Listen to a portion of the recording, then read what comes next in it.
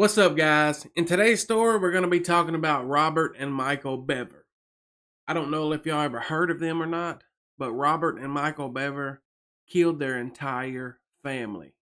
So we're going to dig up as much information as we can. But before we take a dive into the story today, make sure y'all smash the sub button, smash the like button, and ring the bell so you get notified every single time I post a new video. If you do not follow those 3 simple steps that I just provided you, I hope the next time you go to season your eggs with the salt shaker, the lid ain't tight.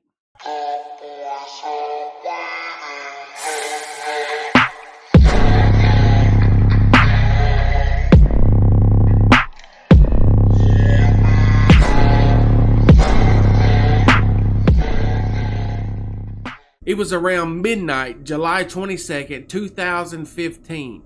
Broken Arrow Emergency Services received a phone call from a teenage girl, and by the sound of her voice, you could tell she was in a lot of pain. Broken Arrow 911. Hello? Oh, my brother's attacking my family. Crystal Bever couldn't say any more on the phone.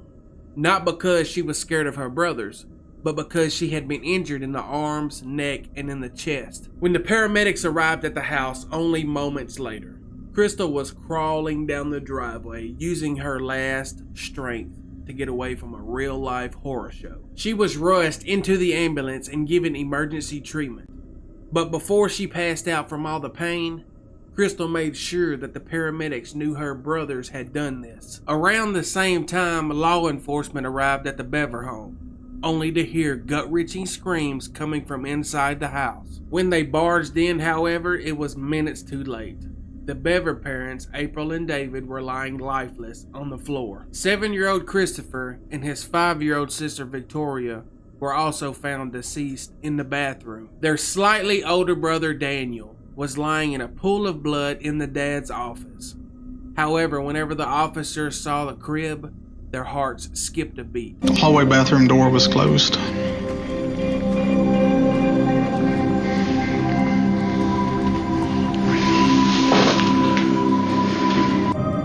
It's locked. So Officer Walker, who had also joined with the search, kicks the door in. But at that time we see 2 young children also deceased, multiple Shock. Nothing but shock. But to their surprise, they found a crying baby, unscathed 2-year-old Autumn. Autumn had survived the massacre, and by nothing short of a miracle, Crystal pulled through as well, but not without lifelong trauma and physical damage. This was one of the worst cases recorded in the United States. Why would 2 teenage brothers want to do such a horrible thing? The authorities found the 2 brothers within a few hours. They were hiding behind a bush in a wooded area behind their house. They really seemed to lack an escape plan. 17-year-old Robert Bever was covered in dirt and blood. His eyes were wild and manic, as if the spree wasn't over yet.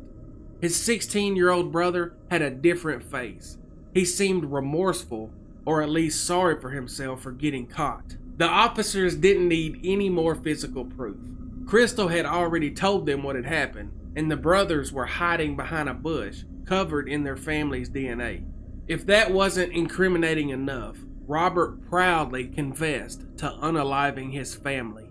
With the brothers in jail, the detectives would slowly uncover a terrifying story of loneliness, obsession, and pure evil. Broken Arrow is a pretty small town. In fact, it's hardly even a town, but a suburb of Tulsa, Oklahoma.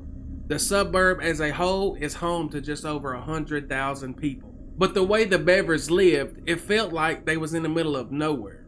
The Bevers family comprised of 9 members. The parents, April and David, and 7 children. They lived in a big, beautiful home close to the Arkansas River at 709 Magnolia Court. Now, the Bevers was very religious. They only wanted to live their lives between their home and their church. But for the kids, it was a different story completely. You see, the Bevers was homeschooled, And as far as their parents were concerned, why would anyone need anything else apart from their loving family in a big, gorgeous house? The Bevers weren't well versed in child psychology. Children and teenagers need people of their age outside of their families to develop crucial social skills. They need to learn to make friends, form relationships, and navigate the world outside of their home to develop into healthy, independent adults. Even getting in trouble is a natural part of being a teenager. You get to test your boundaries and claim your independence. But the Bever kids didn't do this. In fact, many of their neighbors remembered them as being a really quiet family. And you'd expect a family of 9 to be especially loud, and perhaps even seeing the kids running around the yard wreaking havoc. But David ruled with an iron fist, a traditional patriarch who believed as though the house was his to rule. He married April back in 1987, and get this, he was 23 years old and she was 15. Yeah, 15 years old. She was from a family that thought nothing of giving away their teenage daughter to a fully grown man. And rumor has it, he was just as controlling with April as he was with their kids. April soon took on the role of a happy stay-at-home mom. She was a big fan of Reddit, where she described herself as happy, tired, and blessed. David worked as a technician for HP, and he was the only person earning money for the family. Meanwhile, April took to Reddit to ask for homeschooling advice and to feel closer to her community. It wasn't long before Robert took to the internet to appease his loneliness as well. He was the oldest Bever child in the house, and as he turned into a teenager, he despaired over his isolation. He had no friends his age and no means to visit them, so he decided to make online friends through a YouTube channel. Salute. Hey everyone, it's me, Cult Empire. In case you didn't know, you found me by accident, or you're expecting someone else. Yeah, why would you do that?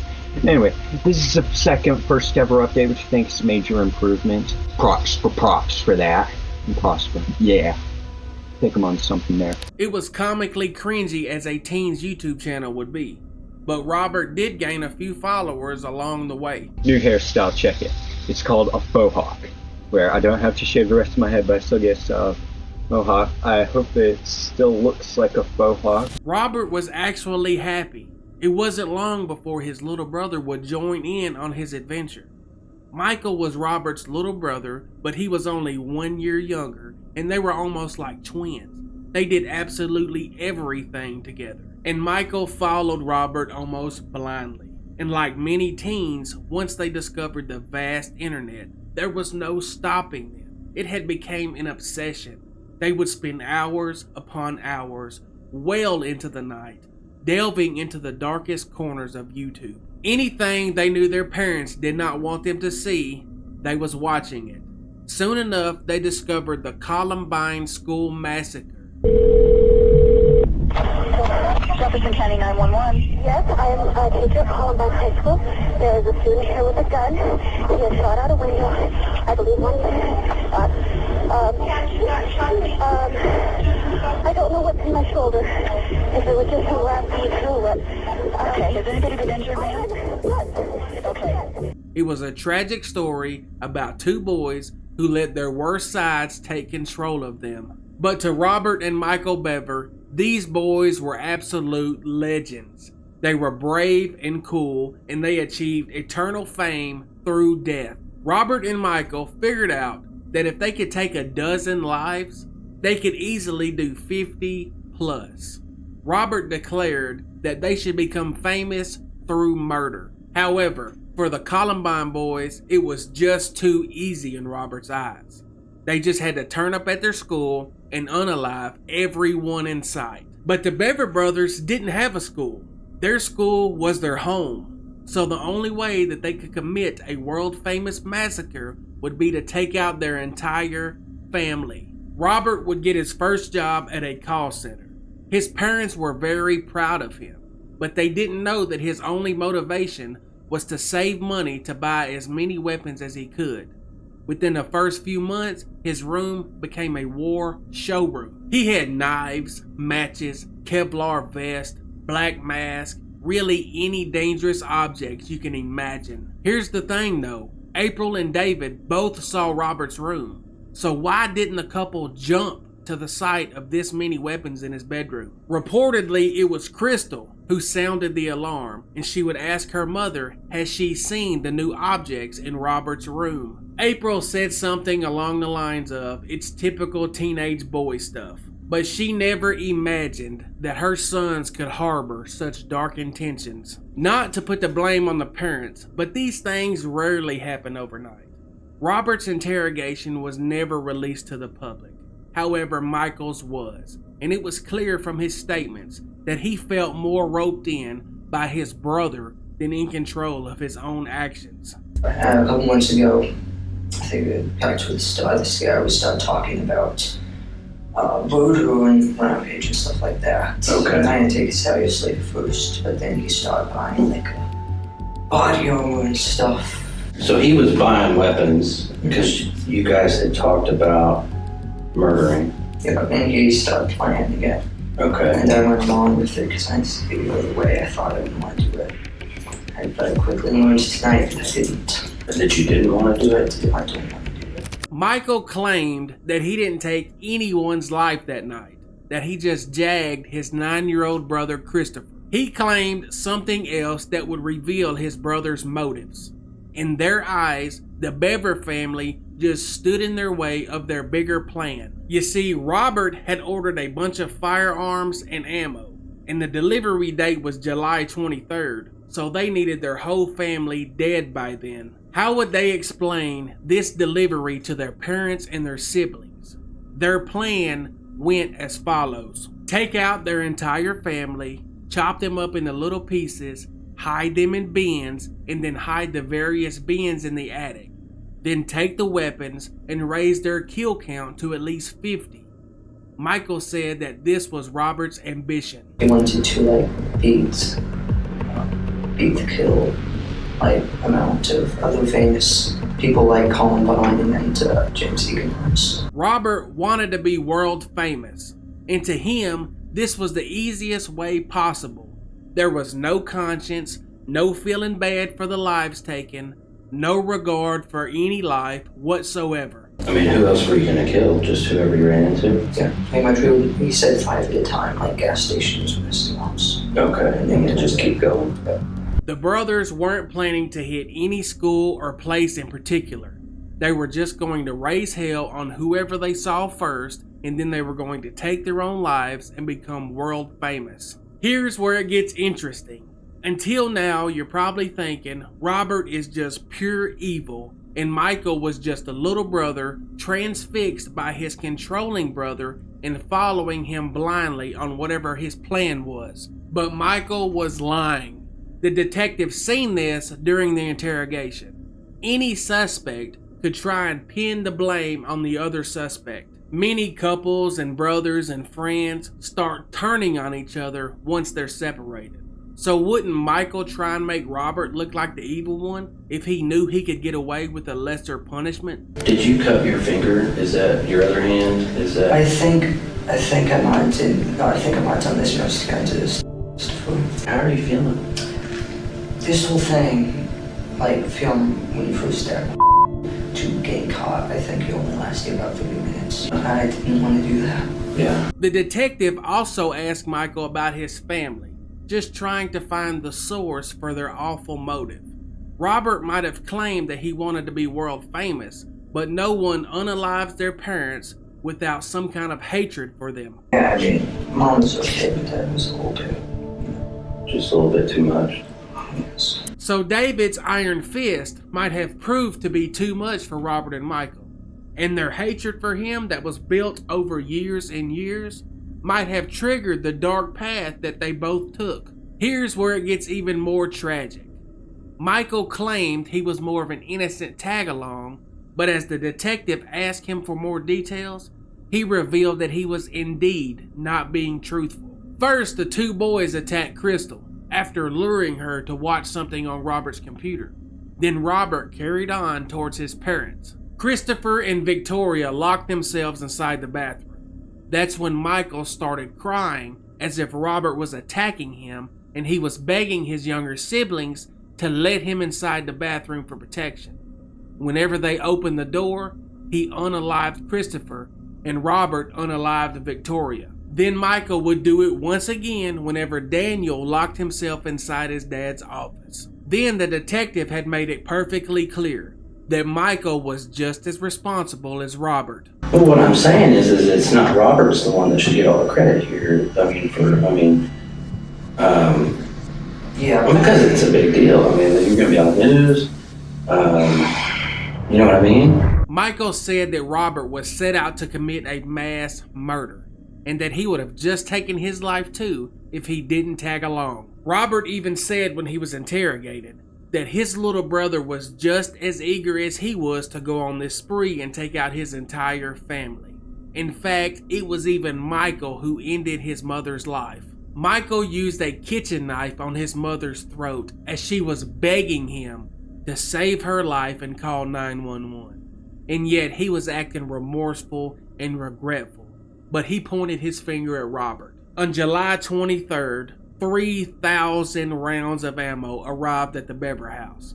It only added fuel to the fire as news around the country started sharing this shocking case. Broken Arrow PD and OSBI investigating. We know a family of 9 lived here. The parents and 3 children are dead. Another child, a 13-year-old, is fighting to live, and the youngest family member, a 2-year-old girl, is in the custody of the state and not hurt.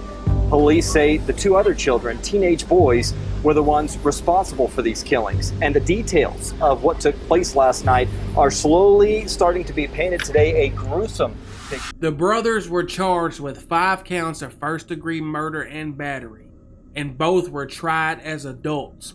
Throughout his trial, Robert seemed jolly, and he was really enjoying the spotlight. However, the Bever brothers seemed to kind of swap roles entirely within a matter of months. In 2016, Robert tried to take his own life in his prison cell. He initially pled not guilty, but after he tried to take his life, he changed his plea to guilty. Robert Bever was sentenced to 5 consecutive life terms without the possibility of parole. We have breaking team coverage this evening. One of the brothers accused of murdering his 5 family members in Broken Arrow will spend the rest of his life in prison. Michael, on the other hand, insisted that he was innocent and refused to change his plea from not guilty.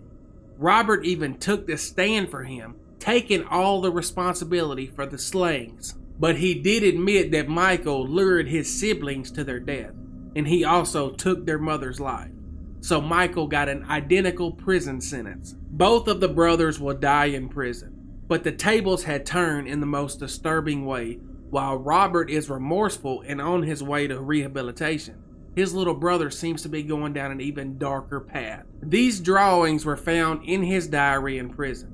He doesn't seem responsive to therapy, nor is he coming to terms with what he did to his family. Robert, on the other hand, has taken to the media and spoken about his deep regrets. Once you've seen that evil people are just normal people too, then you realize how much of a challenge it is to be a good person and live a good, normal life and help people instead of killing them. If I could go back and kill myself before I had a chance to do that, I would. That's how serious I am about it. In 2019, the Bever house burnt down. It was arson, of course, but in such a condemned place, the authorities were willing to turn a blind eye to it. The place had become a creepy visiting spot for rebellious teens. No one in the neighborhood was even happy to pass by it. But now, a park stands in its place, kind of like a sign of people trying to move on from a tragedy that will haunt Broken Arrow forever. Crystal and Autumn have been adopted by the same family. They have had a chance to grow into happy adults and try to overcome their terrifying trauma together. But can someone ever really just move on after an incident like this? As of today, Robert and Michael both are still in prison, where they will spend the rest of their life behind bars. Well, that's it for this one, y'all. I really appreciate y'all taking time out of your day and listening. And I will see y'all on the next one. It's the big dog. I'm out.